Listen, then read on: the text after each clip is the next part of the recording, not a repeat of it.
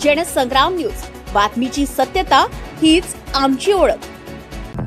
राष्ट्रपती दौऱ्यानं वर्धा झळाळले, पण जनतेसाठी अजूनही खड्ड्याचं राज्य।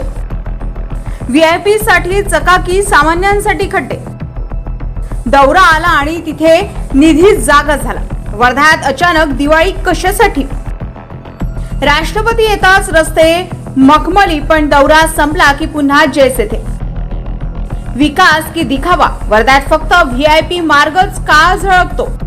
वर्धा शहरामध्ये सध्या एक वेगळीच धावपळ पाहायला मिळते, कारण येत्या 16 एप्रिल रोजी महामहिम राष्ट्रपती द्रौपदी मुर्मू यांचा दौरा निश्चित झालाय आणि या दौऱ्याच्या पार्श्वभूमीवर प्रशासन अक्षरशः झोप उडवून कामाला लागलाय।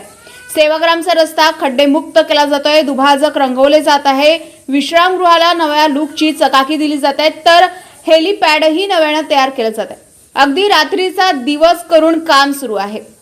पण प्रश्न असा आहे, हेच काम आधी का होत नाही? नागरिकांच्या रोजच्या त्रासांकडे प्रशासनाचं लक्ष का जात नाही?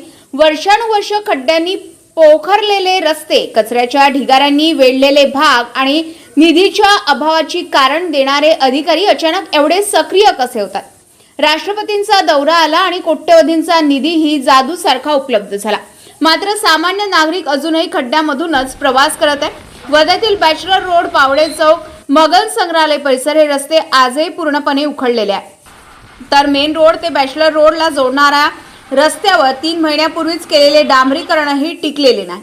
मग ही चकाकी फक्त दौऱ्यापुरतीच का? दरवेळी हेच चित्र, मोठे नेते, मंत्री किंवा राष्ट्रपती येतात, अतिक्रमण हटवले जाते, स्वच्छता मोहीम राबवली जाते आणि दौरा संपला की पुन्हा जैसे थे। परिस्थिती हीच का विकासाची व्याख्या, की फक्त व्हीआयपींसाठी सजवलेला शोपीस शहर?